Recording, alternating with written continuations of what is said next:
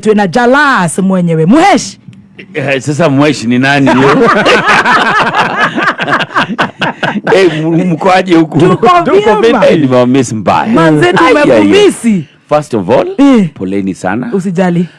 For coming a bit late. Pole. I know, inajua mimi nimekuwa kwa radio. Ndio. Na kuchelewa sio kitu mzuri. Na makosha sana. Isipokuwa tu niliitwa. Kesho niko na function kubwa kwa constituency. And for the listeners, kindly, I'm very sorry for coming late. Very good. I'm sorry. Asante. Kuna wengine hata hawezi sema sorry. Wanasema niko very busy. Kuna busy. Mtu hatukuagi busy sana. Nilikuwa nadhani tuko busy huko. Bunge sasa hivi imefungwa mpaka Februari. Time ya watu kwenda kwa constituency. Unakula nini sasa huko? Sasa wacha nikwambie. Unajua Monday hatuna kazi kwa bunge. Tuesday tunaanza saa 8. Wednesday ni mchana yote. Thursday inaanza saa 8, Friday hakuna kazi. So 1 plus half ni 2 days ya kazi. Sile tulikuwa tunamuka hapa saa 10 asubuhi. Saa 10 asubuhi uko hapa na magazeti. Na Kenya analeta. Wacha nipumzike. Mungu yupo. Yuko sana. Mungu yupo sana. Unajua wewe umekuwa kwa media na najua utatupatia hiyo story. Lakini kwanza salimia msikilizaji wa Kameme. Leo namwambia tutachokora Sheng Kiswahili yote, Kizungu, lakini lugha ya taifa ni hiyo, kwa hivyo ataelewa kabisa. Nataka kusema kitu kimoja. Kwa kuchukua hata nafasi kunialika ili nipate kuongea na ndugu zangu wa mafans wote wa Kameme. I just want to say thank you so much, my sister. Asante. I'm so humble. Thank you. Na kwa wasikilizaji wote, Mheshimiwa Jalasi yuko hapa. Uliza hizo maswali. Ndio. Paka wakati mnasema nilisaliti baba. Nini wewe? Nini wewe? So thank you so much wasikilizaji wa Kameme FM. Asanteni sana kwa kutusikiliza asubuhi ya leo. Kwanza kwa kukuja kuwaongelesha. It's a big honor to me. Asante. God bless you We guys. are so humbled. Tuambie Jalasa, majina yako ni gani? Mimi naitwa Felix Oduor. Felix Oduor. Sasa Felix Oduor ndio jina yangu. Lakini haina ya mwisho. Hauna kura sana. Hauna majina. Kama sio hivyo, ningeuma yule mtu na kura mingi sana. Kama sio hii jina, unajua watu walikuwa wanaangalia Jalasi kwa wapi? Siko. Unajua by the time nilikuwa nataka kubadilisha, masaa ilikuwa imeenda. Sasa round hii itakuwa mara 2. Jalango kama megona. Hiyo ndio itakuwa jina langu kwa ballot pale. Basi Felix Oduor. Kuna ya tatu. Oduor. Kodheo tuchi.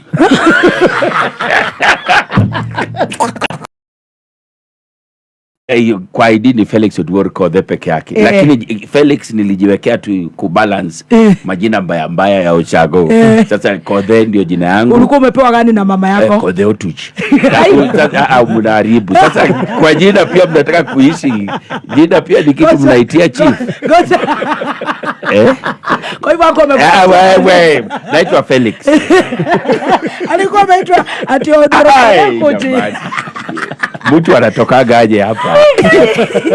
Very good. Na ulizaliwa mwaka upi? Tunataka 1983. That will be 27th of April. Niliingiza 40 juzi. So you're just 40 years. Yeah, so I decided that name uliingia 39 ukiwa mbunge. Yes. Nikiwa 39 but unakumbuka ilikuwa ni mwezi wa 8 tayari tulikuwa tunaingia. So I would say life began at 40 as a member of parliament. Jesus Christ. Life begins at 40. Yes. Nimeamini. Niambie umezaliwa wapi? Born and bred in Homa Bay. Nilizaliwa Homa Bay County. Homa Bay Town. But that is not my home. Nyumbani kwetu ni Siaya County. Hapo nilitoka Homa Bay. Nikamisha wazazi mamangu baadaye alipofariki mzee wangu. Ngoja twende pole. Sasa umezaliwa pale Homa Bay. Yes. Natesa watu kwa kijiji na Ford Ranger truck kubwa na dhara nyuma. I just pray that my dad would be alive to see what I've become. Oh God. Because before he died aliniandikiaga barua.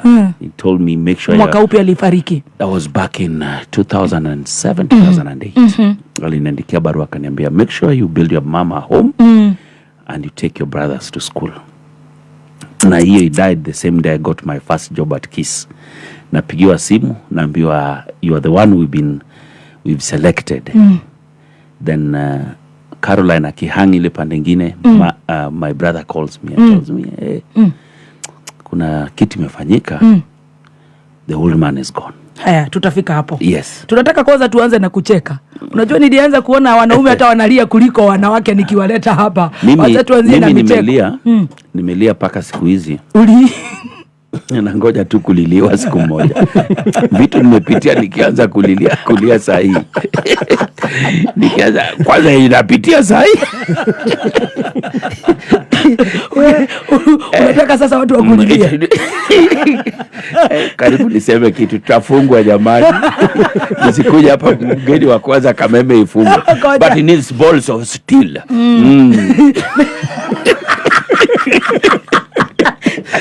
Sasa Jalas, umezaliwa sasa pale Homa Bay. Yes, I went to Lake Primary School. Uko Homa Bay. Homa Bay.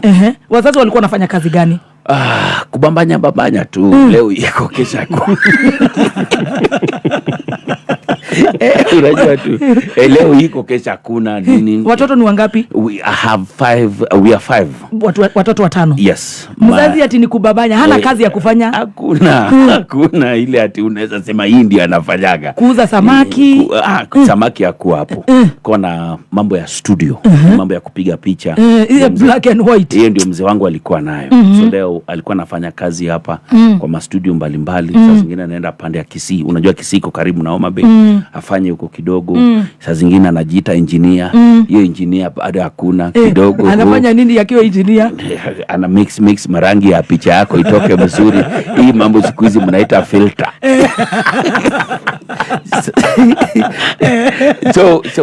So hivyo tu. Na mama ni kulea. Just a normal hawker. Yes. Hapa kwa street za Homa Bay. Alikuwa hoka. Leo ameweka nanasi kutoka Mombasa. Wanangoja kwa basi nazi zitoke Mombasa aweke hapo chini. Saa zingine anashuka wa mama. Yani I can't put up one thing. Alikuwa anafanya yote tu. Na unajua kushuka wa mama kishagi hata ni matuta ni shilingi 50. Ni kama kutengeneza radio ushago. Mpya ni 200. Mpya ya duka ni 200. Sasa imagine repair shilingi 5. Amuna tengeneza na ambiwa enda tudae.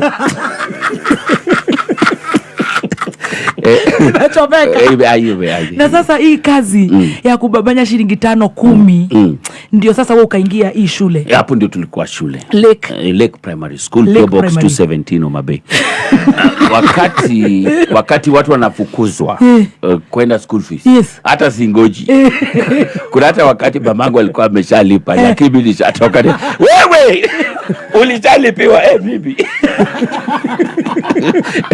Unajua ile tu unajua nitafukuzwa. Na hiyo fees ni pesa ngapi? Wewe ni mingi wewe. Kama pesa ngapi? Kwani 200 ni pesa ya kusema kulikuwa sijui pesa ya activity fee. Unakumbuka hizo pesa sijui pesa ya desk. Yote inafika 200 shillings. 200 250. Lakini hautakosa kwa hiyo list. Ya watu kunini? Hata ungoji list. Unatoka tu kwa sababu unajua hakuna. Mpaka wakati alilipa nilishtuka. Unajua Kwa hivyo ulikuwa maka wanala njaa. Mara nyingi unatoka kwa shule umekimbia mbio, unafika kwenye unapata umbwa imelala kwa jiko. Si unajua tu hakuna kitu kimepikwa hapo. Imelala pale kwa ile mawe tatu imejikunja. Unakunywa maji unatoka mbio unarudi. Unafika hivi au uonyeshi kwa hujakula kitu. Unakaa tu kwa class for the afternoon session. Yes. But you don't show it because you know maybe you can't afford it. You can't afford it. Umbwa amelala pale. Huyo umbwa nyoa alikuwa anaitwa nani? Huyo umbwa anafaa kukua ameuliwa. Si umbwa wa ushago ziko na jina 2 tu. Kama kama Bosco.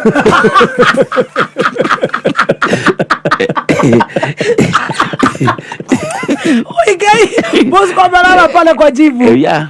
And that's it. So you just go back. Unangoja kama jioni kutakuwa na kitu. Si lazima. because it was not one of those things. But you see Homa Bay iko karibu na samaki. So at least iko karibu na lake. So at least samaki sio vitu za kukosa. So once or twice we'd go fishing hapo, bebe ulete nyumbani, ndugu na madada wapikiwe, ikiwe sawa. Then 1997 I sat for my KCPE. Shikilia hapo. Yeah. KCPE ndio tutarudi tusomewe mohoro kuja hapa Dan Wainaina tushokererie na jana mohoro Felix eni atino kagakora nguye kometeriko ateke akamenya atire kindu hiyo hagu utire irio eni utire irio wakora taska komete hale hata saizi ya mtu anipea kitu utire irio kabisa. Ukimenyithio ni NIPS Technical College. Vata munene wa githomo ni ko replace an empty mind with an open one. Na nikio goko NIPS Technical College twikirite mitaratara ya gutigirira ati murutwo ni agia na exposure ikumuhingura meciria. Tuli na available opportunities coordinator journalism and mass communication, fashion and interior design, computer science, international computer digital literacy kuri arutwo aria mararikirie form 4 na kothi nyingi. Goko NIPS Technical College ulina guarantee ya ultra modern training facilities, highly competent lecturers, guaranteed attachment na continuous guidance and counseling. January intake nirathie na mbere. Tucerere campuses ine cito Thika Road campus, Ruiru Kibo, kana Nairobi CBD campus, Anglo House, ona kana Ongata Rongai campus. No tuhurire thimo 0111030100. NIPS Technical College, developing character, skills and competence. Ithano finya ithatũ igĩrĩ ĩmwe. Kuma muciĩ munene wa Kenya Nairobi nĩ mohoro ma kameme kayo ka mũingĩ. We are spending billions of shillings sustaining companies. Uongozi ni kuja pamoja na kuangalia je, matatizo yako wapi? Vipi tunaweza kuleta jamii hizi kuja pamoja? Usalama, tutapambana na wakora katika hii holiday. At the center of the freedom struggle was the right to land ownership and ability of our people to live in dignity. Uigiririku no shaba. Muingi wa matura ma Nyandarua no marateta ni guthuka gwa barabara ngurani mwena ucio na tabarira ya utungata wa maĩ mwena wa Kumpa Kajiado ya gatagati.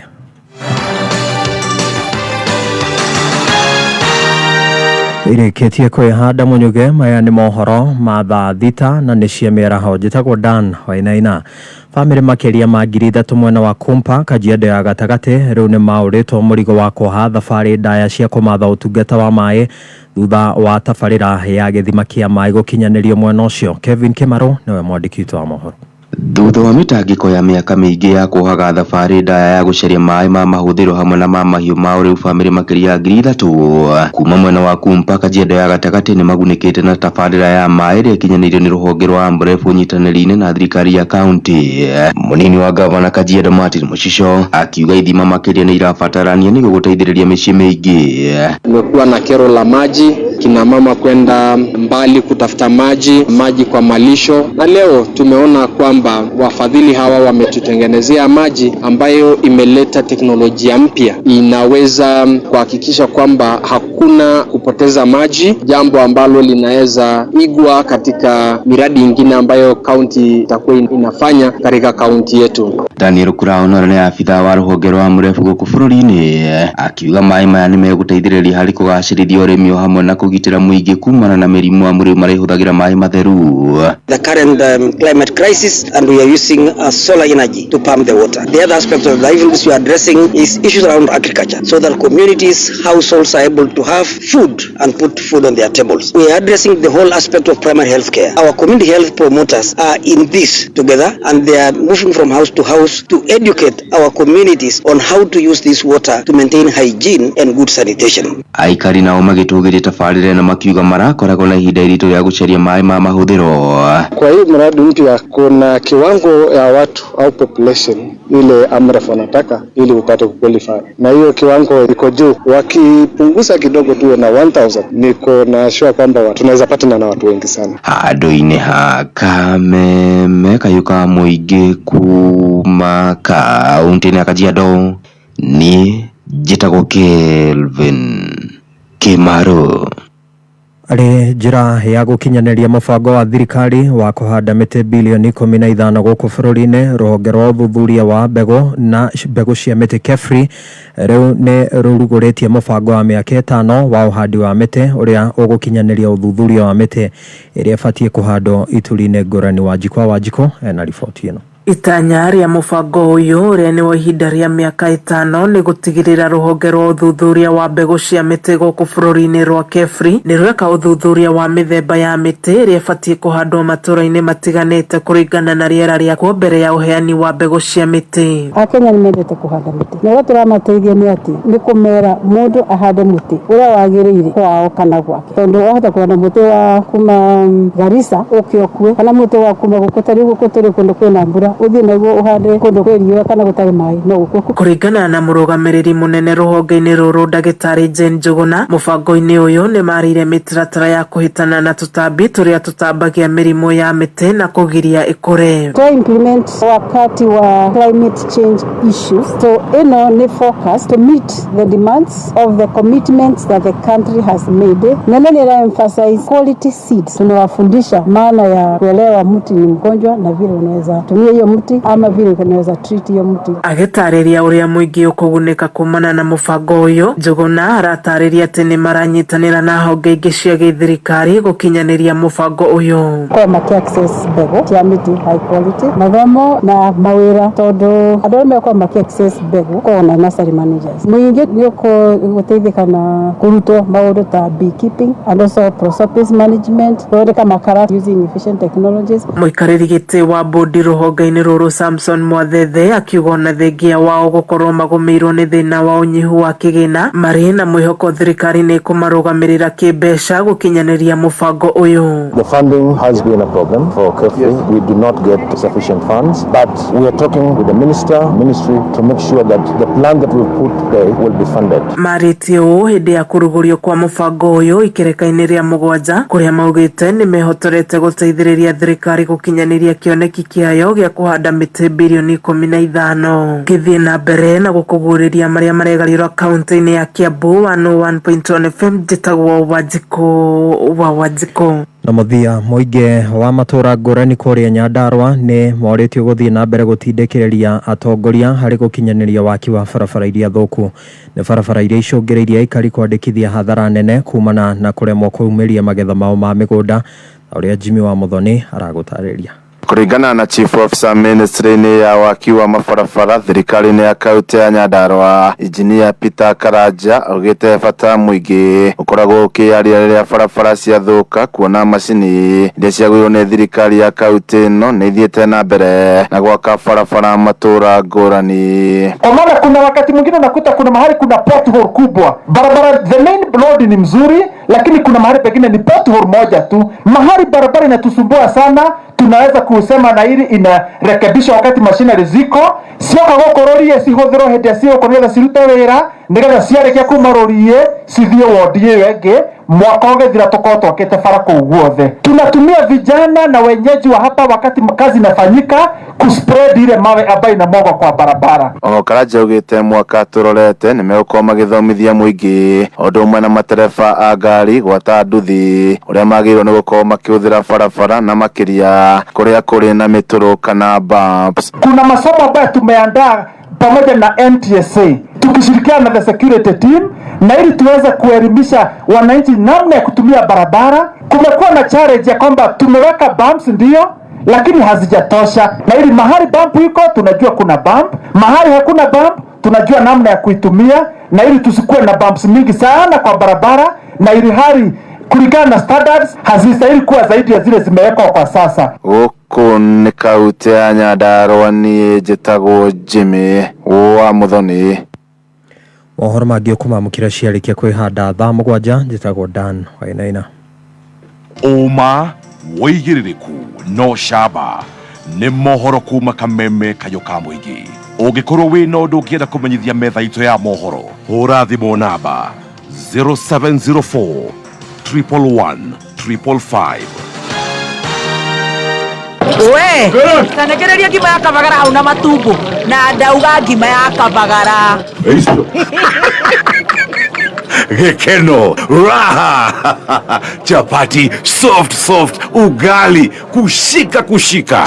Mwikari wa Kayole na kuria kurigiceirie. Gatano gaka twigwa kuja.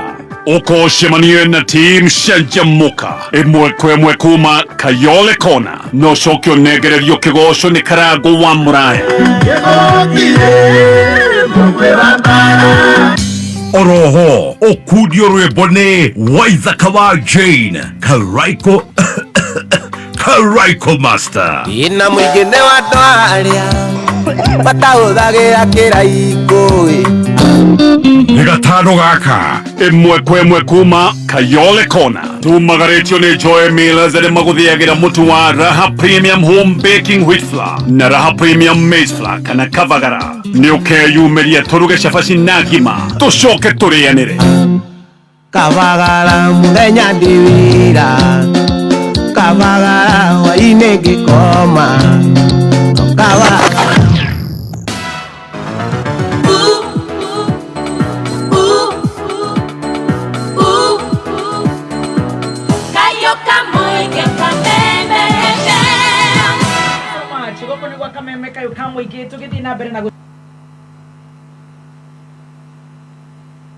kana sorry muno muthenya wa umuthi niguo tugukorwo tukihinga tabarira ya njorua ya kothi ya mwaka wa 2023 ni ngatho we uratuthikiriria we guko Kenya na kuraya na Kenya gwa Kameme na nie njitagwo Baby Top kana muthoni wa Kiruba twi haha na mheshimiwa Jalango riu twi hare ha Felix tutire turakinya mheshimiwa tukigaya na rugano rwake na ni twanjaniriire nake we ugukorwo twacererwo ni ugucokia kamukwa thutha ni tondu twi live on Facebook ni ngatho inyuothe muranjira ngeithie Jalas muriingi muno nginya kuma kuria New York ni dona Ken Kabai hana wa kuria Milton Kings uraiga Jazz Love Jalas ni wengi sana ni ndrenda wigwe rugano rake nigetha uhote kumenya we hari uraigwa ugiikite muno mambo imechemka ni kugumu wigwe wona nake guko town na thuri na atumia watu hutoka mbali. Wacha turudi kwako Jalas. Sasa umesoma mashida kulala njaa. Yeah, no. Uniform sijui kuraruka. No, all that then I did my KCPE. Ilikuwa ile out of 700. So nilipata 442. Regardless hizi mashida zote. 400 si ati ni mingi. Hii ni kidogo. Kumbuka ni out of 700. Ni nyingi. So hiyo ilikuwa around kama saizi it's out of 500. So that's around 350 something. Yes. Kama sahi 350 something. Then through quota system ile ya kitambo walikuwa naangalia watoto kutoka sehemu mbalimbali za umaskini. Yes. I got a call to go to Maseno School. Maseno School, which was a national school then. Wow. So unajua nika mzee akachanga pesa akachanga. Ni watu hii ni harambe sasa. Wacha tarambe. Ile tu pesa yake tu hapa na harambe kwani yako na marafiki wa gani? Kwani ni foundation ya Samido. Hakuna marafiki hata wa kuchanga. Hakuna. So by the time alikuwa nawekelea pesa yote pamoja ilikuwa kama miezi 2 zimepita. Na unakumbuka ile wakati nafasi yako ilingekuwa inauzwa. Yes. Haikuwa na ile kitu inaitwa saizi 100% transition. Ile unajua nafasi yako sahi ukiitwa ni yako na hakuna mtu atachukua. Ukiweka kwa mtambo itakuwa iko locked. So tukaenda huko tukapata nafasi imechukuliwa. Oh my God. So and that's the first time I ever saw my dad cry. Mzee. Kwa sababu amefanya kila kitu. So tunatoka tumebeba hiyo sanduku hapo na mattress. Because to him ilikuwa hii ndio nafasi ya kubadilisha maisha yetu. Yes. Kwa sababu Maseno School ndio was one of the best. The best schools. So he knew maybe nikitoka huko I'll have be government sponsored. Niende nikuwe daktari. Kumbe Mungu pia anapamba. Saizi ningekuwa nakata watu. Nakata watu matumbo hapo sio na wapatia Panadol. Ama mimi lawyer pahali Your Majesty, Your Honor, paka saa ngapi? Saa zingine kwa maisha, do not take a fallback. Kiti kikufanyikia, wacha kuulia sana. Usilie sana. Labda ni Mungu anakupangia mazuri mbele yako. Unaelewa? So mzee wangu alilia hiyo siku, nikaona hata miaka nini. So nikaenda pali inaitwa Barkanyango Secondary School. Barkanyango sasa ni day school. Iko 14 PO Box 14 Nyamonye. Iko huko ukipita Bondo huko kwa msitu huko.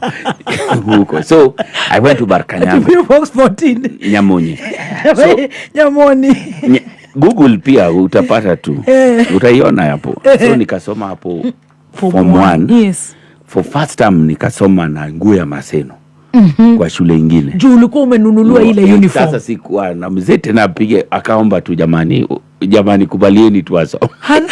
Sasa hatuna pesa ingine. Ndio hiyo uniform. So second term, third term ikimaliza first year hivi. Yes. So form 2 nikaenda nikajoin ndugu yangu sasa. Anaitwa George. Shule inaitwa Nyangoma Boys Secondary School. Is it a better school now?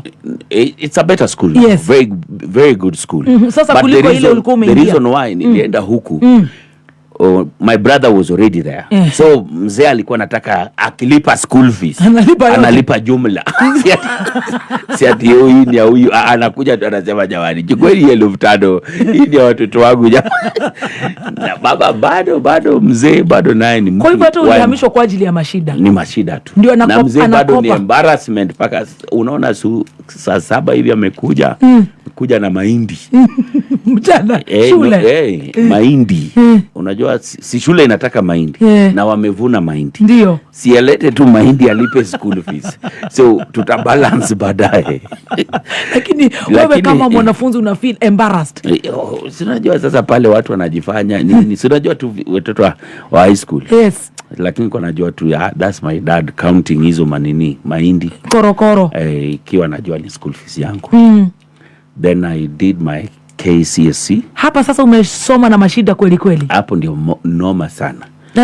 Tupe hapo ndipo tunataka. Unajua nilipata C+. C+ Nyangoma Boys ni kama A-plane hapa Starehe. Ama Alliance ni kama A-plane. Kwa sababu mashida unapitia huko. Hapa kwa hii shule hiyo saa. Kufukuzwa shule? Kufukuzwa ni kama kawaida. Hiyo ni hata si swali. Like half of the term you are not even in school. So most of the time unasoma tu ukiwa nyumbani. Sasa dakika ya mwisho ni unaleta kidogo ufanye mtihani. Kama si mahindi ni pesa kidogo. Paka nini yangu results nilichukua juzi tu hapa. Nipata pesa kidogo ndio nikaendea nikaambia chukueni pesa yangu to. Ndio nikashika hiyo original result slip. Kama sasa nimeanza kushika hapa kidogo hapa na pale, but it was not easy. Wow. Na hata shule yenyewe it wasn't ni pale kama kitu kama Bunsen bana hizi manini. Mimi niliona siku ya mtihani last exams ndio sasa tunaziona live. Kwa laboratory sasa ndio siku ya mwisho sasa ya kuchinja sungura. Wacha nikupatia hadithi ya sungura. Umewesha sungura. Kuna rafiki yangu anaitwa Kumwangolo. Wakati hiyo ni biology. Yes. So sungura imechinjwa kweli. Na inafaa unajua kama inafaa kutumiwa kama experiment. Yes. Itawekwa ikauke itumike kesho. So vile kumaligia kwa laboratory usiku sisi tunasikia nyama inanuka. Tunashangani nini? Nani anakaranga hapa? Kesho kwenda kwa laboratory sungura. Experiment imekuliwa onge. So but hizo vitu kama Bunsen bana nini tunaona hapo first day. Na lazima ni practicals, lazima ziko kwa KCSE. Ni practicals. Unajua ni chemistry paper 2 nao ni kama 1 hour sijui 1 hour 30 minutes. Math paper kuchanganya hakuna. Una 30 minutes ni ya kuiangalia tu ndio hii leo. Kumbe inawaka luminous green. Aworo. So with all the problem unaona ile wenye watu wanasomaga kwa primary school. Yes. Kitabu inasomwa alafu mwingine anapewa. Yes. Wanapewa kwa primary school za huku ndio tuone skills zenyu ya kusoma. Je, unaweza soma? Unasoma. Sisi ilikuwa unapewa usome kwa sababu hakuna ingine ya kusoma. Lakini baada I got a C+. So kutoka C+, I went back to... Nafikiri wale wazazi wako na watoto wanafikiria wamewapeleka zile shule so interior. Anashindwa, oh my God. Enda usome. Bora ni wewe tu. Hata kama hakuna bus and bus. Wewe ndio utaamua. Kama whatever you want in life, it's you to decide what you want. Wewe ndio utaamua unataka maisha yako iende wapi. Sasa hizi practicals, ujaiona hizo vitu utaandika nini pale 30 minutes? Parliament, radio. Sasa sungura inaingiliana wapi? Na microphone. Mimi nimekuwa radio karibu 10-15 years. Mambo ya sungura na litmus paper inatokana wapi? Unaelewa? Mungu anapanga kila kitu kwa njia yake. True. So don't ever ati unakaa pale unajiuliza why am I here? It is for you to get yourself out of that place. Ni wewe upange utajitoaje hapo. Sasa mimi niko shule ina laboratory. Labda ile kazi Mungu atakupatia. Haitaji hata hiyo laboratory. Haitaki kabisa. Mungu wangu. Ukamaliza form 4. So I went back hapo. I think this was the first time depression iliwahi nipiga. Yeah, serious? Yes. Though sikuwa najua ni depression. Nimekuja kujua mambo ya depression huko Nairobi. Huko unaweza itatu malaria imenipiga ya jamani, kwa nini naona nikikonda? So baadaye ndio unajua kujua watu wa Nairobi wanaita depression. Sasa uko Homa Bay. Why are you depressed? Why you? So baadaye ndio nikakuja kugundua because niliambia baba yangu hiyo time nimepata C+ na akamwambia unataka kufanya kozi gani? College. Tunaenda college lini? Baba yangu hajawahi cheka. Kama high school ndio nimeteseka kukupeleka. College naanza wapi? Sasa hii ndio mwisho yako. Wewe jitokeze. So unajua kama mumezaliwa mtaa, huyu unasikia ameenda wapi, huyu ameenda wapi. So I used to lock myself in the house for the longest time. For the longest time, yani ili watu wasipate kujua.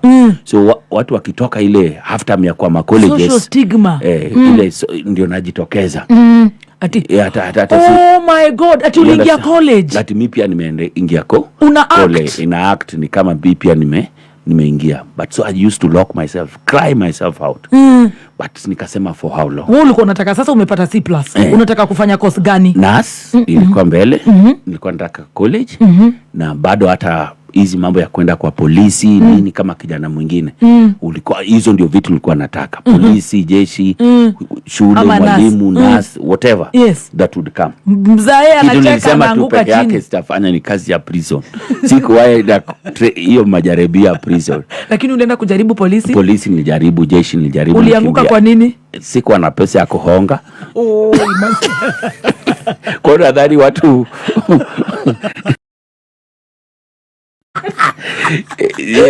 so ya prison ndio nilisema sitaenda. Ya prison ndio ilikuwa ngumu. Kwa hivyo ukikimbia ukuja namba 1 ni shida tu. Hakuna uwezi chukulewa. Ya prison nilikusi kuenda kwa sababu prison unajua kazi yao ni kuchunga mabusu.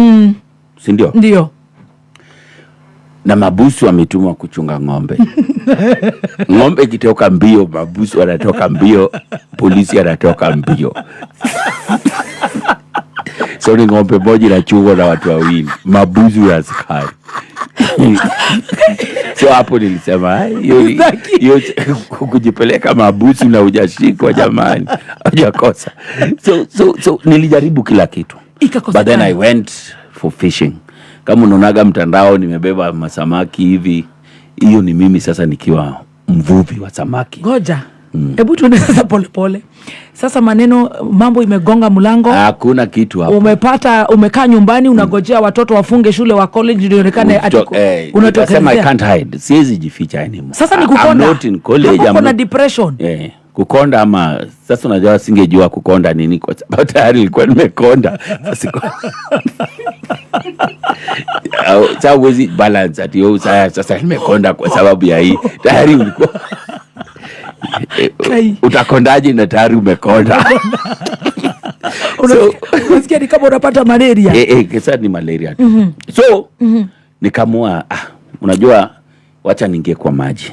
nikuwe mvuvi. Umeingia Kisumu? Homa Bay. Homa Bay. The lake is in Homa Bay. Lake, the largest part of Lake Victoria is actually in Homa Bay County. Yeah, Mihuru Bay, kuna Nisindo, kuna Mbita, kuna Homa Bay Town. So tukakuwa tunavua samaki hapo. Fisherman. First job after Form 4. Fisherman. Jesus Christ. Yes. This man here. Yeah, then baadaye ndio kuna... Sasa pale unameke kama how much? Pale kuna pesa. Pale kuna pesa. Gapi? Si 150 shillings per day. Na unajua ulivua usiku mzima. My God. So utapewa 150 kama samaki zitauzwa ama mtajilipa na samaki zenyu tu. Umevua kama samaki ngapi? The whole night? The whole night. Tunatoka kitu saa 9 saa 10. Then we go deep inside the lake, we cast the net. Yes. Net inawekwa. Kufika saa 4 usiku na maumbu na nini mnarudi huku nje. Sasa ni kuvuruta tu. Mungu wangu. Hata mjuu mnavuruta nini? Chura mtu, watu unajua watu wanakufa kwa bahari. Kitu amevuruta mtu. Hii dunia. Mungu. Mimi nishakuwa tajiri na nimekuwa maskini. Nachagua utajiri anytime. There's no dignity in poverty. Hebu niambie, mnakaa sasa kutoka saa 4 usiku ni kuvuruta mpaka saa 9 asubuhi. Asubuhi saa 12 ndio net imefika nje. Jesus Christ. Yes. Fisherman. Yes. Baadaye ndio kukakuja kampuni ya kwanza kufunguliwa Homa Bay, ilikuwa inaitwa Capital Fish. Tukaingia hapo sasa kufanya kazi ya casual.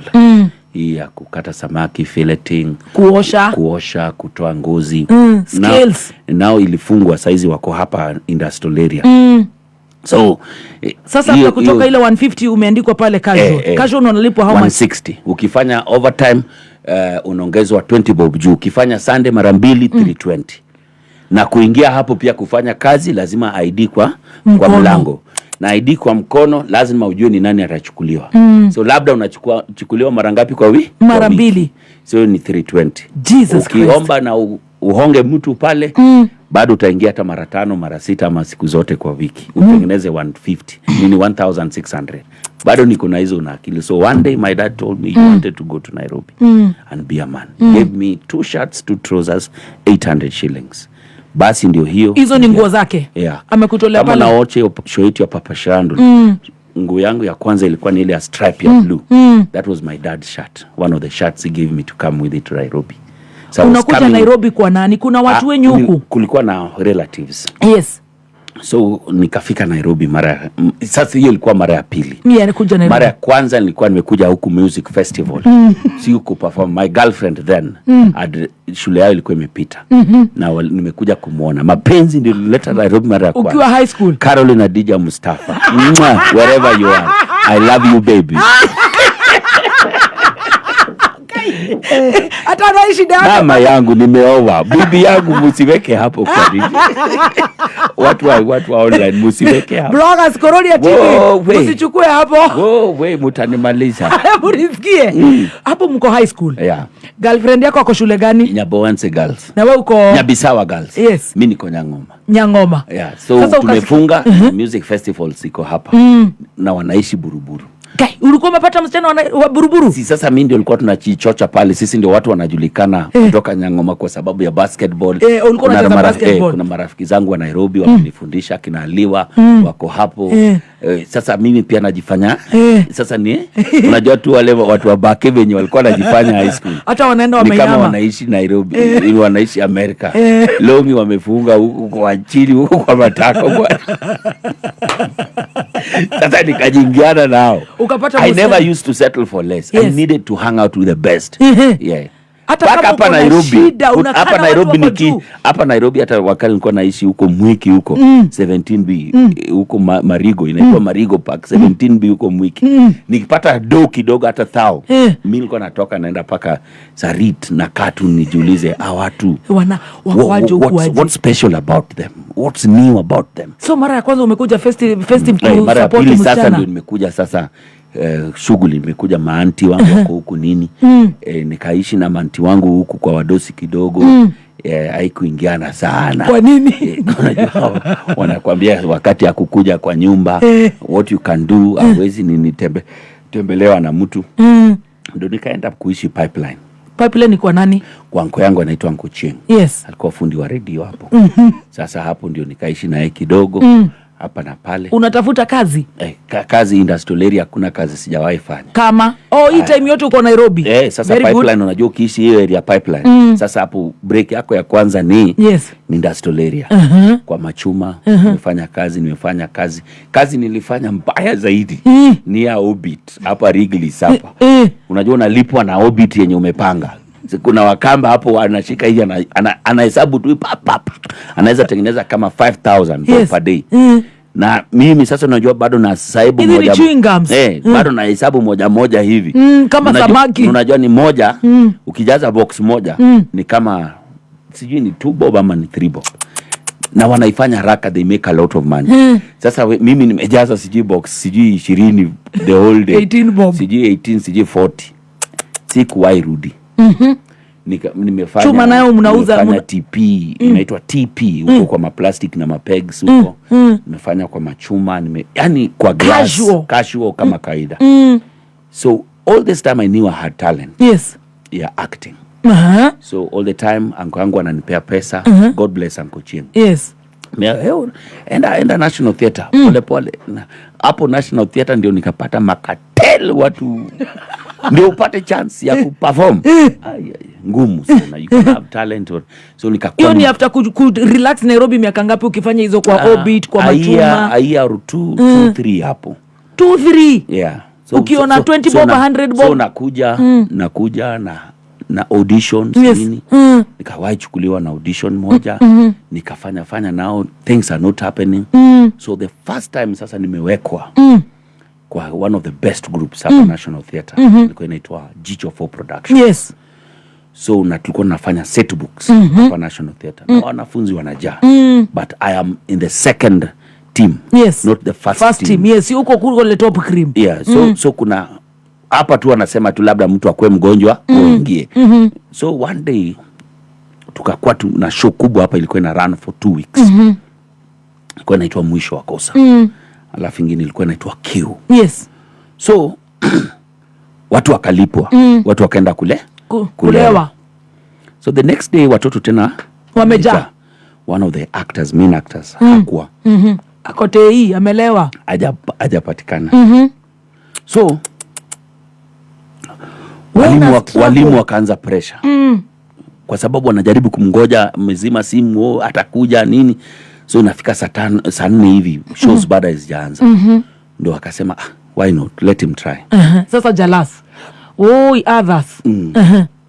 I was in the second team and I just told God, did this guy have to go drinking? Na amelipo.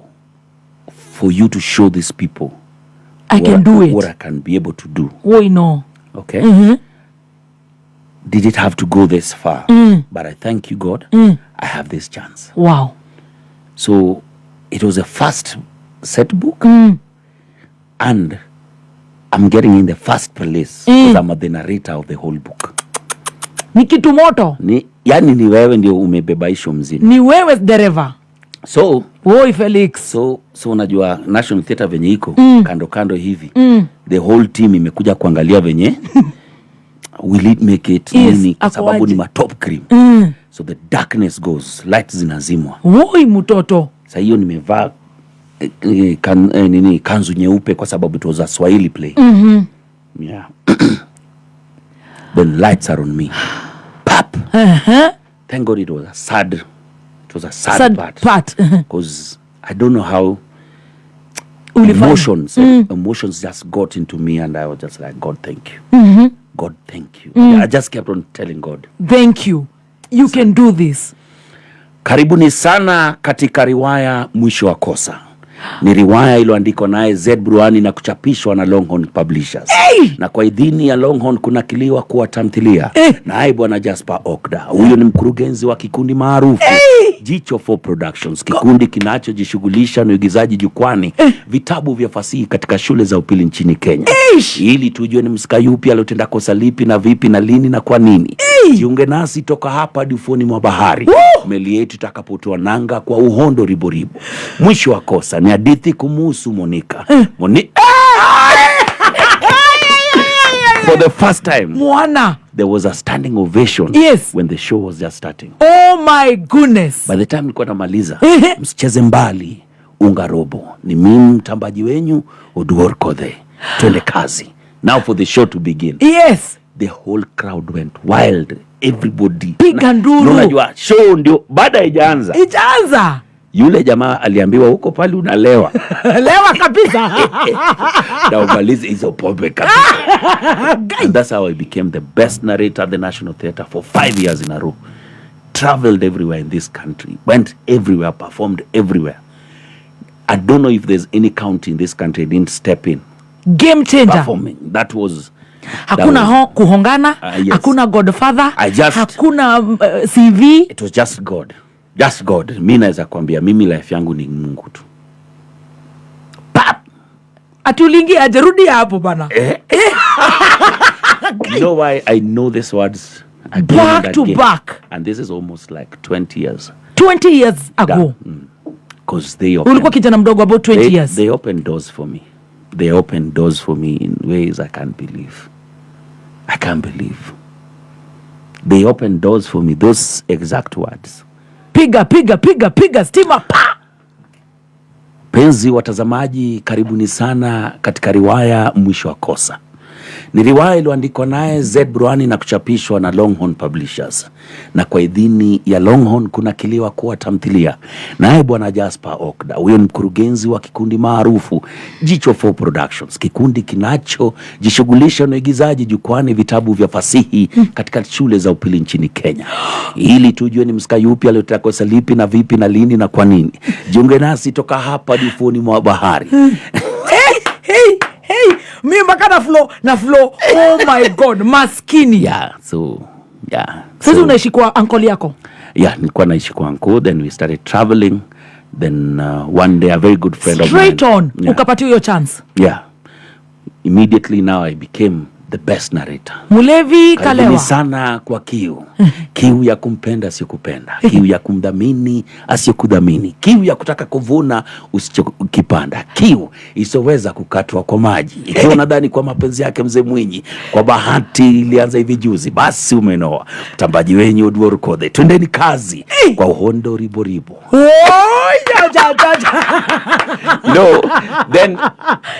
Then Swahili narration. Hapa National Theatre. I just blew it. I worked with the best producers. Wow. David Aliwa, Jasper Okda, nani Ndungu huyu MCA wa nini wa Udhiru hapa. Yes.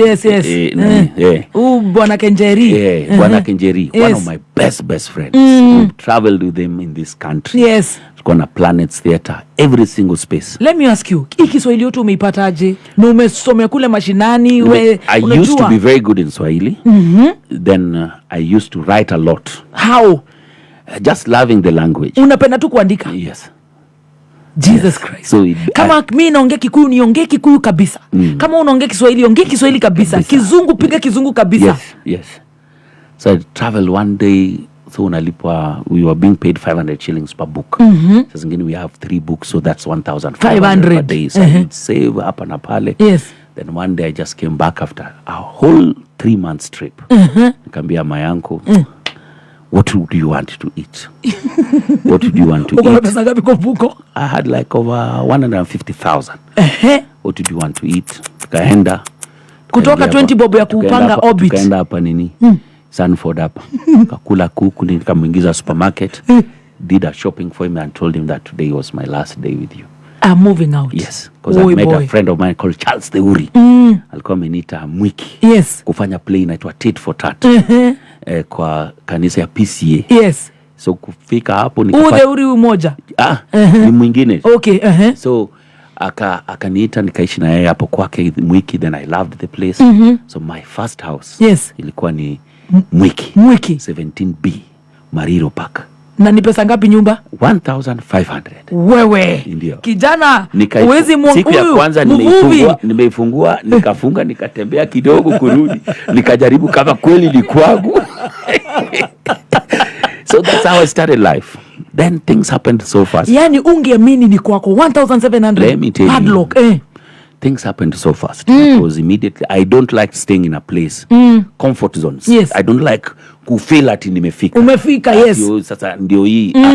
So one day I left. So tukaanza kufanya hizi plays za Kikuyu na za Kijaluo. Na huyo Ndungu.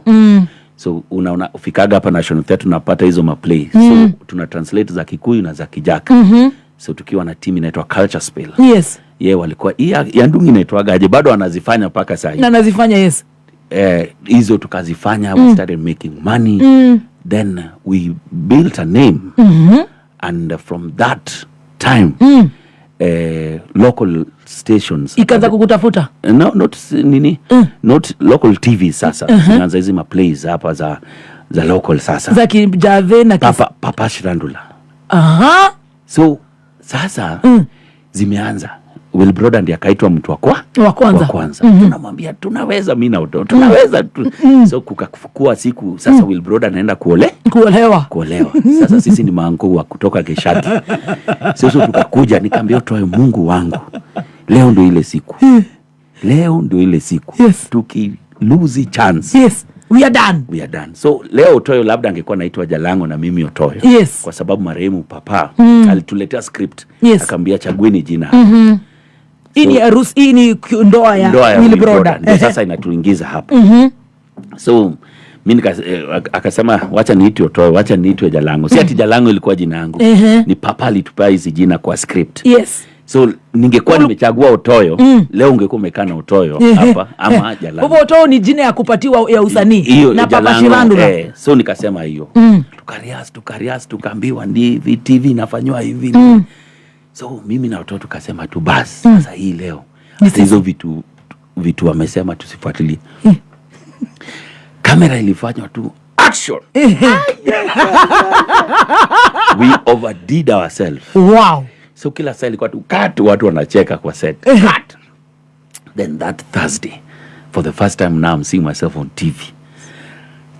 Citizen TV. Ilinipata niko town. Nimeenda kwa restaurant. Nimekaa. I'm just watching myself. Wow. For the first time on TV. Your first time Then on remember, TV. Papa Shirandula. Remember, sisi tumekuja harusi. Na ni scene ngapi? Moja. And we are supposed to go back. That show was so big. Paka now the boss now Waruru Washira, God bless him. Akasema ati, who are those two guys? Wakabadilisha script. Ati wakati wengine walikuwa narudi Oshago, mumebaki. Otoyo na Jalas waliruka kwa basi. They are somewhere in Nairobi. Ndio itupatie nafasi ya kurudi. Muabsorbiwe. Yeah. So we got absorbed, and that time things are moving so fast. The show is big. Yes. And Nyambani has just left Kiss. Okay. Yes. So Churchill came akatuambia boss, a chance. Tayari alikuwa huko nini? Ushaingisha mguu kwa redio? Bado sijaingiza. Huko sinema. Siko sinema, ma comedy sasa ndio tunapiga. Nyambani has just left. Kiss wametangaza kuna nafasi. Churchill ametuambia ndio hii nafasi, ametuchukua sisi wote, ametupeleka siji wapi. Akatuambia listen. One day, all of you, the way we are here, we will meet on when radio. all of us are driving cars. Today, I know you are struggling, but you need to go try. We go try this chance. Kwenda huko watu wamejaa. Interview ya kwanza. Useme Kameme leo inachukua watu. Unajua watu wangapi watakuja hapa? Haki ya Mungu. Watu kama 2,000. Yes. So nikafika hapo, msichana mwingine akakuja hapo na kizungu. Good morning, thank you for coming. Akiana ngoa didi. Siku mingi. Ngoja. Hakuna shule ya journalism umeenda. Wewe ni street huku mimi niko na ile C+ yetu na hatujachukua for certificate na hatujachukua original. Bado sijachukua. So akakuja, if you have a degree, move to the left. If you don't have, move to so the right. much. We appreciate you. Thank you. No way. Oi. They told us si wakati wa kubuild mtu, we don't want to build anyone. This guy has left a big name and we need to fill it immediately with people who know what they are doing. Niwe kama saa ile utoke hapo, najua itachukua hii nyumba ya siku ngapi kureplace. Itachukua muda. Oi. So ati hatutaki kujenga watu sisi. Tunataka watu wako na kichwa nzuri. Unaingia kazi sio mambo ya tio mimi nikaenda na wale watu wa degree. Akasema kwani ni wataniua. I just needed to see what really happens in the interview kwa sababu God loved radio so much. So I just wanted to nijue mtu akifika huko mwisho mtu ulizwa nini. Goja, ukaenda degree. Na watu wa degree. Haya, akarudi tena akasema if you have degree in journalism or media related studies, move to the left. Hivyo mimi naye C+ yangu yeye sina original, niko na watu wa journalism. Na sasa hiyo kutoka watu 2000 degree imeshakata watu mpaka watu hawana hii kitu, sio Sakaja peke yake. Tumebaki kama sasa hapa kwa journalism tuko watu kama 20. Watu wameenda mimi nimeingia. Sasa ndio hii sasa blog ya interview yenyewe ndio hii sasa. Shikilia hapo. Basi ndio hii sasa inafunguliwa.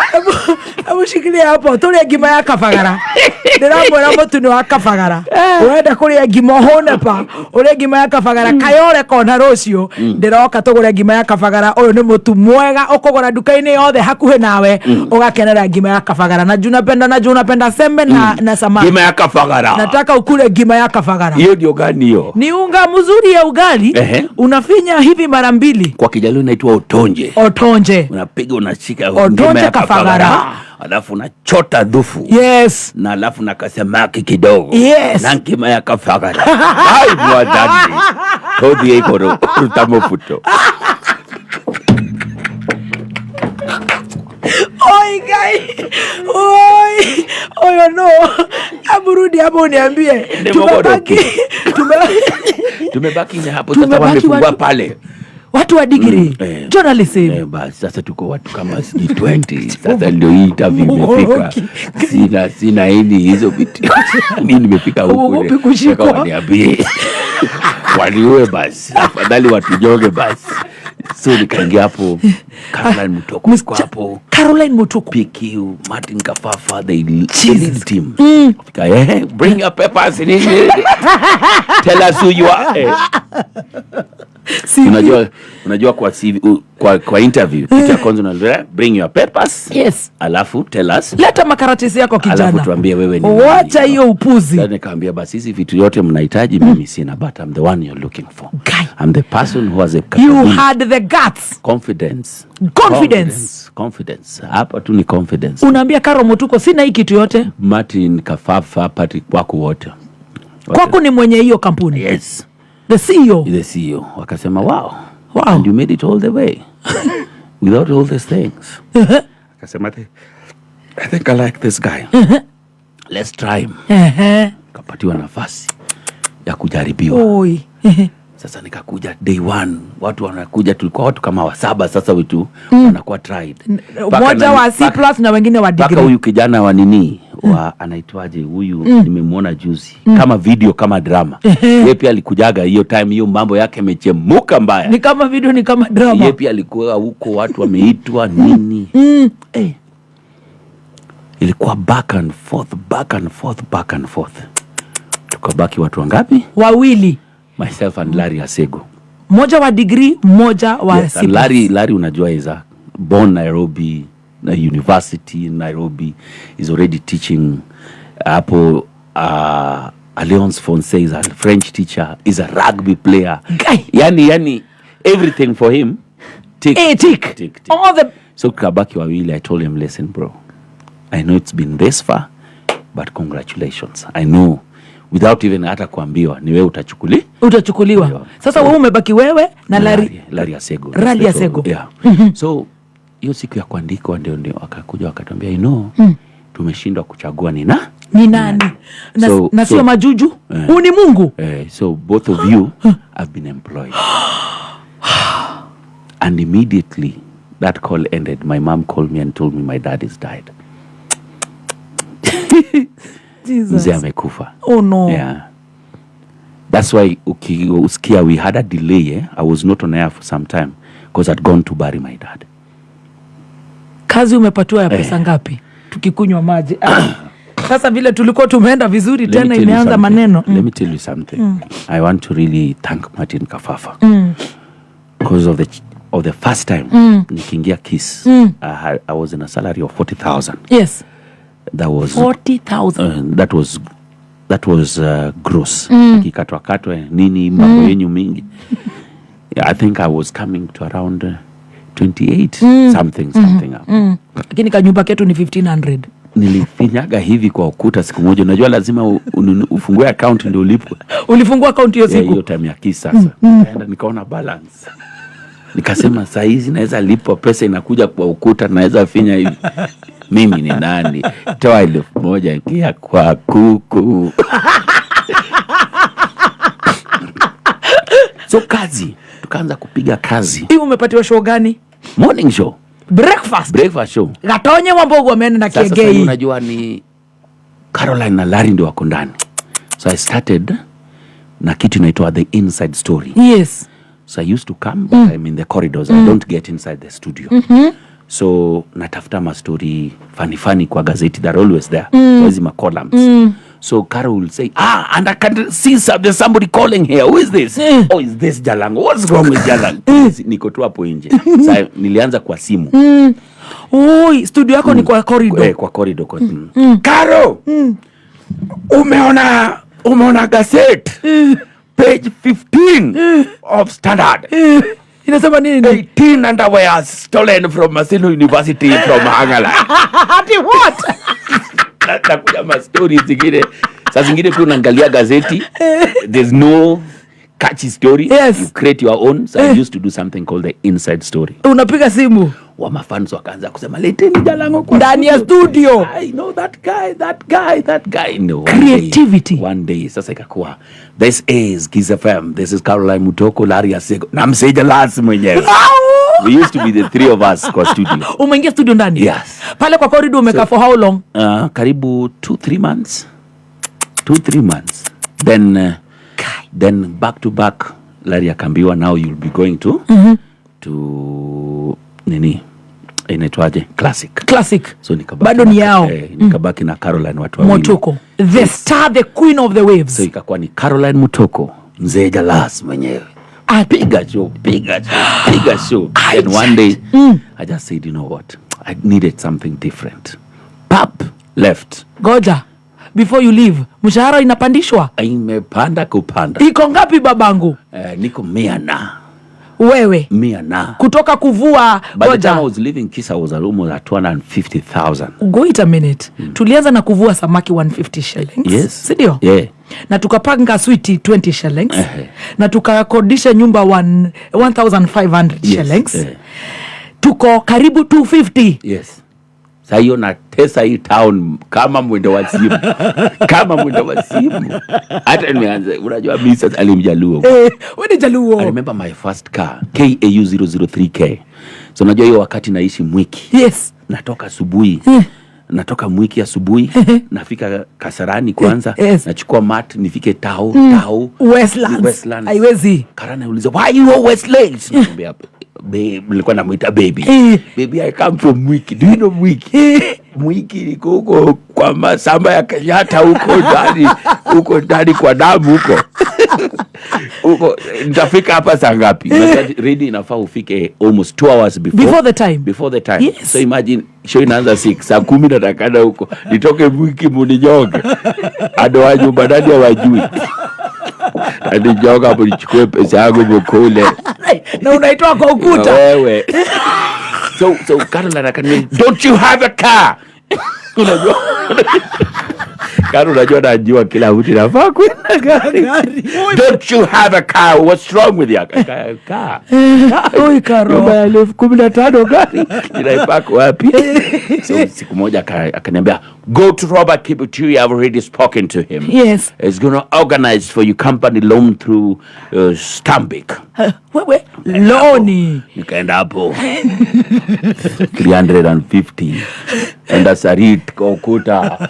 Chagua gari. Unajua hizi gari poste imewekwa hivi alafu unakata namba hivi utapiga huyo.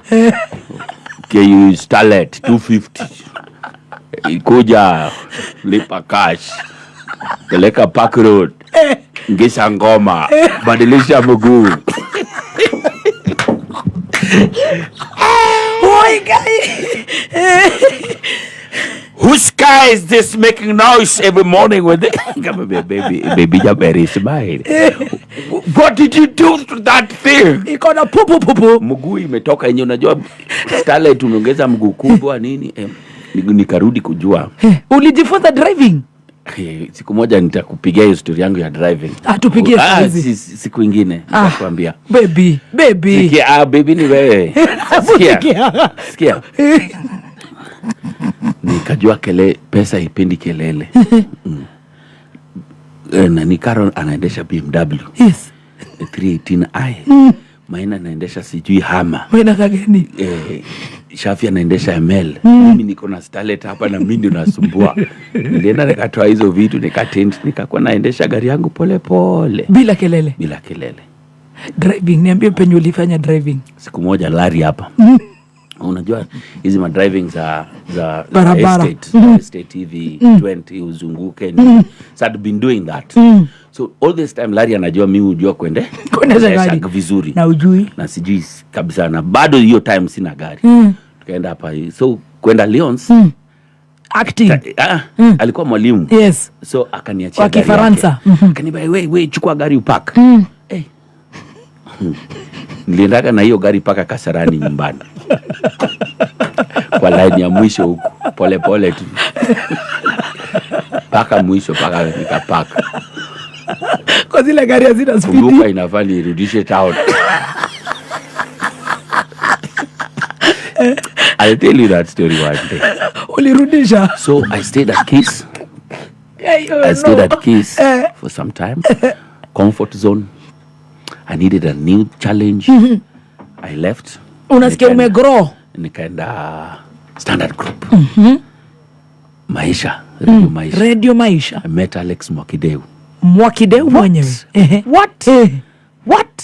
I then realized then Swahili radio was my thing. Remember my Swahili huku National Theatre and vile nime travel and how much they were covering. Iwe Eldoret, iwe wapi, nini. So when I talk to people, I feel I just loved Swahili. Kiswahili. Then, boop, after some 3-4 years, nikasema I'm done. Umetoka Maisha? We goja. Kutana na Jeff Koinange, Hot 96. Goja, unatupeleka haraka. Hatuna haraka. Tunasoma news. Pale umetoka ukiwa 250. Pale umeingia mangapi? Nimepochiwa na mali. Sahi sitaki kazi. Natafuta pesa. Hata hapa kwetu nilitoka kwa sababu ya pesa. Goja. Pale Maisha umeingia na nga? I think by that time I was going to Maisha was almost at 450,000. Na wanasema sisi presenters hatulipwi. Wanafikiria ni mchezo. Shikilia. Unajua nilikuwa nalipa pesa ngapi hapa kwenye? Ngoja tunafika hapo. Unajua nikitoka hapa nilikuwa nalipa kwenye. I was jobless for 2 hours vile mlinifukuza hapa. Wewe. Ngoja Kena atashika mshahara yangu. Kenu silipe mtu hapa. Watachikwe kidogo. Zamo wacha tunashokeredia na jorua yako. It's been a journey. Unajua Mungu. Life is what you make it. Everything I can say. Mimi sio efforts. Mimi wacha nikwambie. Mimi ongea na Mungu direct. Unaona venye tunaongea naye. Hata kituma ati Joseph ati organize ati Moses shughulikia staki. Baba ni wewe ninataka nikuongeleshe. Unamwambia nini? Kimeumana ama kiko sawa. Lakini saizi all the time I look back and say thank you. There's no single day I've asked anything from God without saying thank you first, because where I am today ni Mungu. I've seen the hands of God. Shikilia. Amehama Mwiki. Nilihama Mwiki nikaenda Kasa, kutoka Kasa nikakuja hapa. Vile salary nyingi unapata. Ndio. Hautaki kuwa mbali pia with the action. You can't be far from the action. Unajua Mwiki ukienda unatumia transport. Sio fare. Bora uko pali watu wanatumia transport. Uko mbali. Umekaribia kukaribia. Kabisa. Sasa umeingia pale Radio Maisha. Tuko Radio Maisha. Umepata Mwakideu. Very good friend of mine.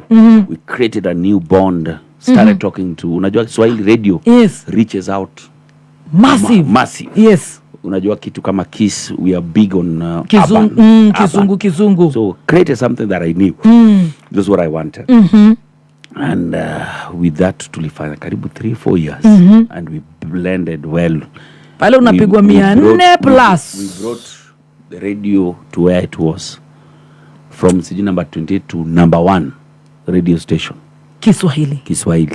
Mungu wangu. Nasukuma kazi. Na unaingia kazini saa ngapi? Kuamka ni saa ngapi? Kama kawaida saa 10. Mimi all my life sikuwahi jua saa 1 asubuhi inakaa namna gani. Apart from weekends. Unless niko off ama weekends. By 4 up, 5 tuko kazi, 6 kupiga microphone. Ikaenda hivyo. Maisha ikakuchokesha. Pale radio maisha. Just utaki comfort zone. Na pia sayo pesa, my friend. Pesa. All this time tuko maisha. I'm done with suffering. I don't want anything. Do you know, niliitwa kufanya kazi na Jeff Koinange. I didn't even think twice. I just woke up and told them, listen, I'm done. Tomorrow I'm not coming. Why? Pesa. Pesa. What else? Ulikuwa nafikiria unataka kaa hapa nikakwambia I was motivated. No. My biggest motivation is poverty. Umekula shida. Umelala njaa. Umekuwa fisherman. Anything that can raise my life better. Anything that can make my life better. Ndio you go for it. I go for it. Skiza. All this time sasa kabla uende Hot 96 umefikiria kurudi shule ama unapiga hii kusumbua yote nasumbua na form 4 certificate. Hii tabu yote ninafanya na form 4 certificate. Hii 400-500 uko na form 4 C+ certificate. When I joined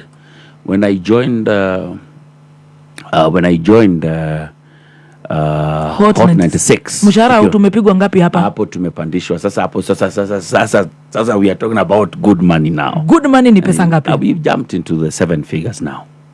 7 figure ni million? A million and.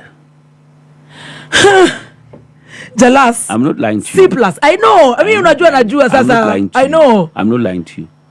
I'm not lying. Breakfast show. C+. From a fisherman. We had already jumped into. From kwenda nyumbani unapata Bosco amelala jikoni. Wako paka na space le piangu wako nayo huko, endo angalia. Hata hapa iko I know. So milioni mtoto. Na ni unapiga masaa mangapi? Unajua people can see you here 4 hours maybe kama wewe. But they do not know the work you put for you to talk for the 4 hours. Yes. It's a lot. It does not need sleep, it needs consistency, it needs you to be fresh. Yes. It needs, unajua kuna watu stress free. Watu wanasikia radio. Kuna watu huko Shago, Githunguri huko ndani, Marurui huko ndani bado wana believe what the radio said. Yes. Na at no point should you ever as a radio presenter ukwe wasikilizaji wako ni wajuaji kukuliko. They don't have a reason to listen to you. Yes. And remember, we are in the times of social media. Kila mtu ni radio na kila mtu ni TV. True, yes. How do you still remain fresh? Relevant. Wakati kila mtu ako na news. News saizi imetangazwa huko kama hiyo ya ni Kumpa, huyu amesema sijui nini imefanyika huko Kumpa. Ama magaidi wanapiga sherehe kwa makahawa hapa Kiambu. Umesikia? Yes. How do you make it fresh? Because iko kwa kila blog sahi. Yes. But wewe yako itashine aje? Wewe imetoka kama ilitoka saa 5 leo. Kesho inafaa uongee juu ya hiyo kitu. Itakaje fresh. Yes. Na kameme ni nyingi. Hard work. Always reading, fresh and all the time. And that's fresh. We remained on the top all the time. Hata sasa nikirudi radio. Utatupiga? Nikirudi tu radio. Yes. Niseme this is Mzee Jalas mwenyewe. Kameme kamoige.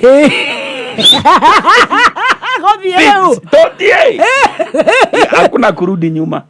Whatever you do, how many people do you, wewe mwenyewe unashukaga hapa chini? Watu wangapi unakutana nao hapa ndani chini wanasema wanataka interview kama mimi. Yes. And they can do better than us.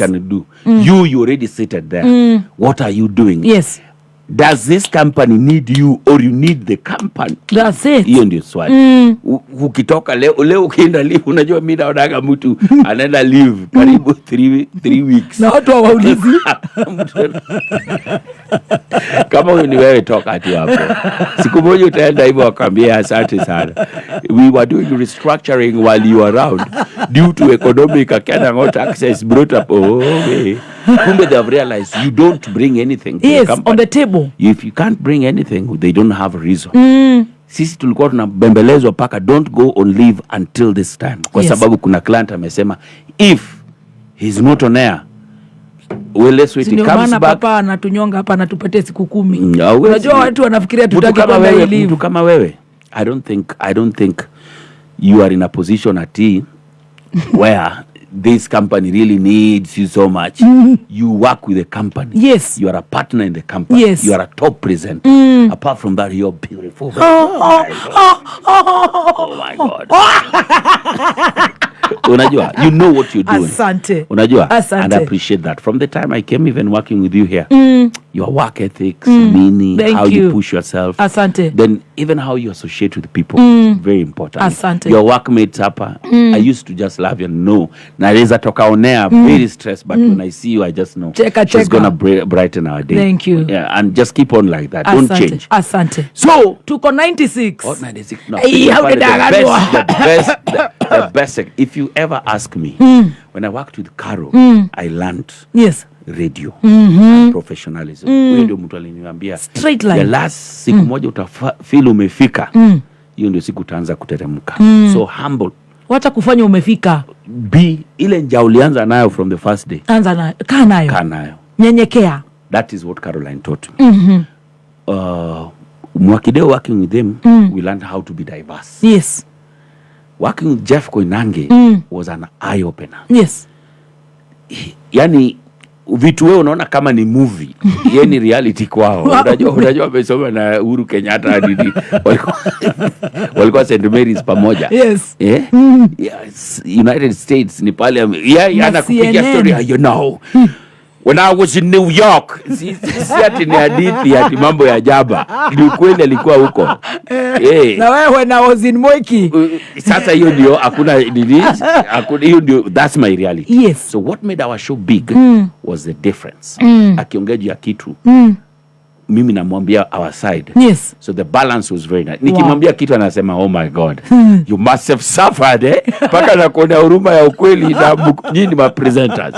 Yes. Yes. So it was a very good space. Then Mwakideu was called to Milele FM. Yes. And you know I love working with Mwakideu. Pale umepiga miaka ngapi? 2 years only. Hiyo yani asijua hata kama nilisikia tu Mwakideu hivi. When I came here, I was just coming to reunite with my friend.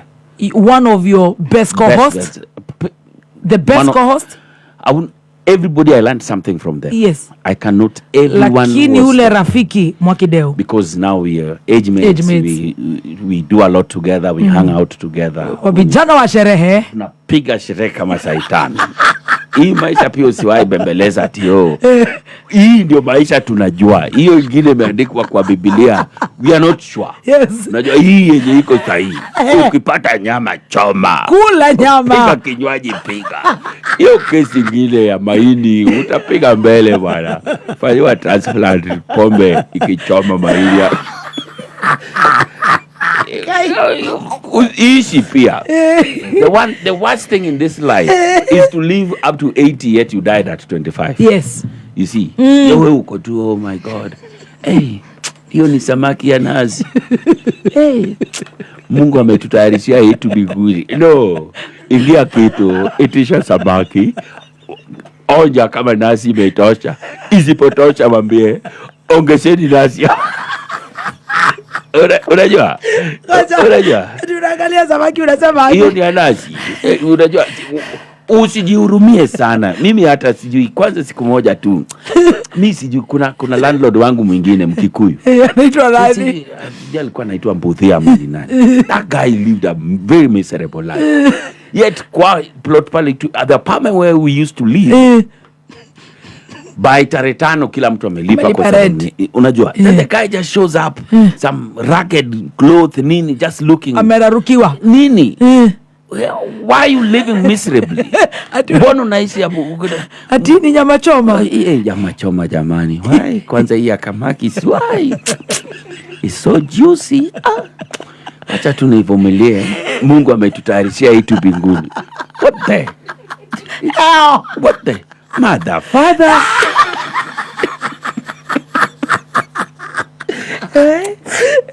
Unajua? Enda kamaki swambie. Hebu geuza hiyo mbuzi, geuza. Kata kwa matako. Hiyo. Pandisha kisu, shika na nyama. Okay. Ukiongeza kisu kidogo ishike hiyo nyama ya juu. Ni pesa ngapi basi? Ongeza hiyo pesa. Shika hiyo nyama yenye nataka. Weka kwa moto. Yes. Leta kachumbari. Leta taska. Kusha ndimu juu yake kidogo. Kwa mbali. Itisha kinywaji yenye sio underage. Yes. 18 and above. Leta kwa meza. Kunywa pole pole. Furahia maisha. Yes. Hii maisha, this is it. But kuna rafiki zangu wa Kikuyu wengi siku hizo wamebadilika. Wamekuwa Wajaluo. Wanapiga sherehe kama Saita. Wanapiga sherehe kama Mudhoni. Mbaya sana. Na this must go to all of you people. Yes. Hii maisha ndio hii. Sio uko na apartment kila pahali na wewe mwenyewe bado unaishi Gishagi huko ndani ya machai huko. Baridi na kupiga matako huko. Hiyo ni maisha gani? Si ukuja hapo uingie hapa Runda uchukue nyumba mbili. Ununue jirani na yako pamoja. Wewe uamue jirani yako ni nani? Noko unachomea watu nyama. Siku moja ukikufa. Kwani apartment itakuwa kwa eulogy yako? Mbudhia was also he had apartment. Hapana. Sasa hiyo apartment yako vijana napigania huko na wasichana wao wanapigana huko na girlfriends, na wewe na uko hapo baridi. Kula maisha kabla maisha kukule. Most when you have money, use it, spend it nicely. Well, spend it. Ukikufa familia itachanga, utazikwa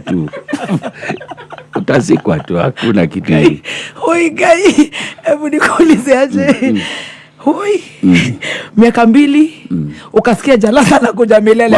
Amekuja hapa nini? Milele FM is just next to my door right here. Wewe sema kuvuruga radio. So what we did, that short time we were here. Yes. We tulipiga kazi. Sasa nokta nikuulize, unajua kila ukienda station inapanda. Sasa imepanda milioni kupanda tena. But then the difference here wasn't that big. But I was happy I was working with my friend. I told them it's okay. If it's Moki Day, I'll come. But meter plus. It's okay. Karibu 0.5. I didn't even question so much about the money, but I was happy coming to work with Alex. Satisfaction also is a very good thing. You also be happy wherever you are. Okay. Chafua Milele. Corona now ni nani? 2020. Corona ikakuja hapa Kenya akasema nachinja salari yenu. Akasema unachinja ya nani? Silifukuzwa kazi. Haifukuzwa kazi. Kwa nataka kuchinja hii mita moja na. Ati mtachukua sijui nusu nini. Do you know Amaluo? Maisha yenye nimejiwekea mauongo hapa nje italipa na nini? Italipa hii fake lifestyle yangu na nini? Wewe wacha hizo bwana. Au chinji yangu. Tukavurutana na Ken rafiki yangu. Na unajua Ken is a very good friend of mine. He's a very good man. Kana kazi yako. Tusikosane. Kana kazi yako. Kana hiyo kazi yako pia. Ni yako wewe ndio unaamua nani unataka. Jani nilifukuzwa kazi. For the first time. Fired. I was jobless for 2 hours. At a salary of almost 5. I was jobless for 2 hours. From the time I posted and said, oh, thank you guys so much, everybody. This will be the last time I'm with you. God bless you. God bless Milele FM. God bless Ken. Kidogo hivi. Mungu ni nani? Maisha hot, wapi, kila pale I was being called. Wow. Because I don't break bridges. I don't burn bridges. You never know. Huchumi kwenye unafanya kazi. Bali unafanya kazi. Hata hapa utarudi milele. Hata saizi nikiambia Ken Ken nataka kazi. Kesha asubuhi huo mtu akawapa anaambiwa nani sikia na usikie vizuri kabisa.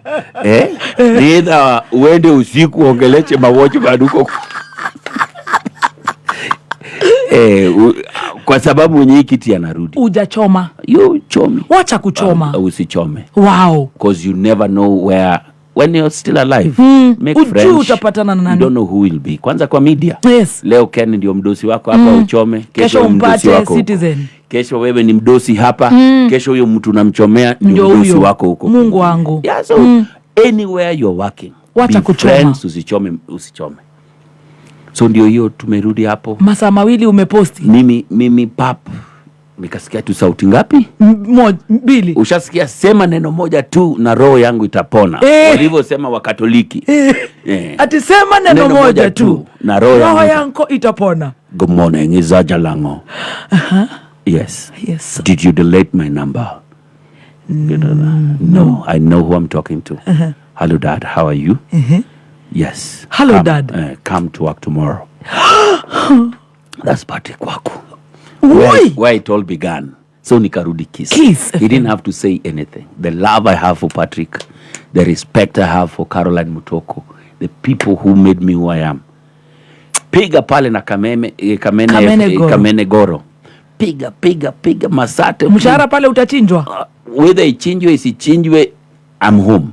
Because I was at a point where really it's not about money anything. It's about being happy. Goja. Sasa on top of your salary ndio turudi pale Kiss ukimalizia hatujamalizia as in tukirudi Kiss penye sasa umezunguka kuzunguka. Unafanya kazi za ma MC anywhere I go I do the best. I become the best in anything I do. How do you do it? Unafanya aje? Ukumbuki. Ile tu ya kitambo. Kwani nikukumbushe mara ngapi? So okay, kwa hii interview. Yes. Kuna kitu usiniulize tena. Usiniulize kwa nini unafanya nini? Mbona kwa akili yako sasa jua tu. Ile ya uko Homa Bay. The first one, the humility, the journey is what keeps me going.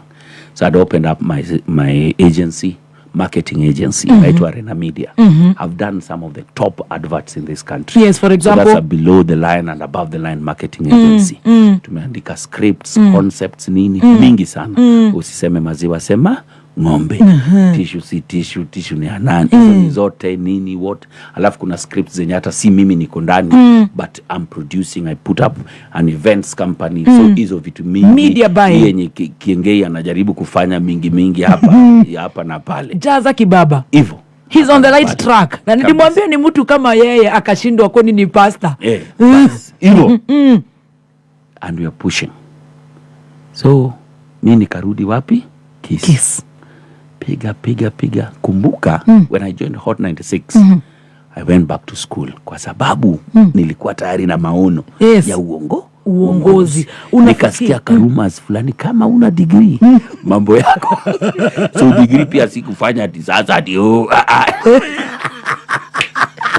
Nikasema isinipate off guard kama maono yangu itakuja. Mimi huyo class that was the 4 years was the longest time because I lost so much in revenue, but I have to give school the best. Pesa pale iendi mzuri. Pesa iliharibika. MC unapigiwa simu. Hello, Jalas ni aje? Safaricom wako na? Unalipisha pesa ngapi kukua MC? Ndio hiyo. 600,000. Ni lini? Kesho jioni. Niko class. So I had to cancel hundreds of events. Millions and millions. And I lost so much, but I gained so much. For going to school. Mtu asiwahi kukudanganya shule ni mbaya. Shule ni mzuri. Kupata nafasi, just go back. Yes. One day, my name was called. Unafanya course gani? Community Development and Human Science. Unajua? Hii una kizungu nyingi sana, hii sio ile ya pale. Unasikia imepanda kidogo. Imepanda. Nice. So, jina inaitwa I graduated, my friend. And remember, this was after I made sure all my brothers have graduated, wamemaliza. Walisoma mbele yako, uliwasomesha mwanzo. That's why I didn't go to school much early. I had to take my brothers to school and also built my mama home. Wow. Because that was a request from my father on a letter he wrote to me before he died. Yes. Ukapeana kwanza wale wakae mzuri. Sasa leta ukaingia. Ulisoma mwisho kwenyu? Bas, I was the last. But thank God here we are. So nimemaliza, nimegraduate. Then I know nilikuwa nishaanza tu kusema. You know I'll be the MP of Langata. Sasa uko pale Kis. Si Kis hata hapa tukiwa. Hata ukiwa hapa ya. Nilikuwa naambia mimi hapa mnaongea na mheshimiwa. 2027 hata Alex nilikuwa nimemchocha hapa, alikuwa nisimame huko undani. Lakini sasa it does not need anything. Yes. Confidence and balls of steel. Kabisa. Balls of steel. Makagare ya chuma. Makagare ya chuma. So kwa sababu kuacha salary yenye unajua hii inakuja. Na ni kila mwezi. Na sio shilingi 2,000. Na kuingia kwa pali ya ujue. Mimi siwezi chukua kwanza saa hizi Nyandarua. So ikafika 2021 December 5 nikaitisha marafiki zangu fundraiser. Nikaambia mimi nasimama. So kama wewe rafiki yangu tokelezea, kuja usimame na mimi dakika hii na kuhitaji zaidi. I've never asked for anything, but I'm fundraising for me to run as member of parliament. My friends came and we raised money, 47 million. Wow. It's on YouTube. Hiyo pesa hata iliisha kabla hata tupate certificate ya ODM. Nilikuwa naona Bahati anasema nilitumia 20 million we. Siasa si mama yako my friend. It's bad. Ukiona mtu anaitwa mheshimiwa, achana na yeye. Jua ni noma. So watu wakasema Jalas kumbe ako serious. Communication Authority nao wakasema kama wewe ni mtangazaji hakuna kusimama. Tarehe 12 Februari ndio mwisho yako. Acha kazi. So watu wakasema Jalas tutaona. Kufika hiyo tarehe for the first time you resigned. I told say una show inaisha. So kameme bado ajui. Kamwambia so unajua ile unarudishia kwa MC. Jalango. And today is a very special day for me because after all this time on radio, 20 years. 20 years on radio, 15 I think, 15 years on radio. 15 years. I want to say something special, Kamene. I will not be with you tomorrow. Hivyo venye meanza kulia machozi tu ilimtoka kwa sababu alikuwa shasikia rumors. It will be a good thing that I go try my hand somewhere else. It's been a good journey with us. Yes. And today is actually my last day on radio. I want to take this opportunity to thank everybody who's been with me throughout this journey. Jesus Christ. From Keys when I started, to Maisha, to Hot 96, to Milele, back again here, to all my fans for the last time. My name is Heavy J Baba Jalango. Thank you so much. May God bless you. Oh my God. She was angerudisha hata nini feda chini. She's just started crying, and just like that I left radio. Sasa ndio tukaingia kampeni. Mungu wangu, nani alinituma? Mama yangu, nani alinituma? Na waje huku kuna starehe. Kuna kitu mzuri kama starehe ya media. Mtoto.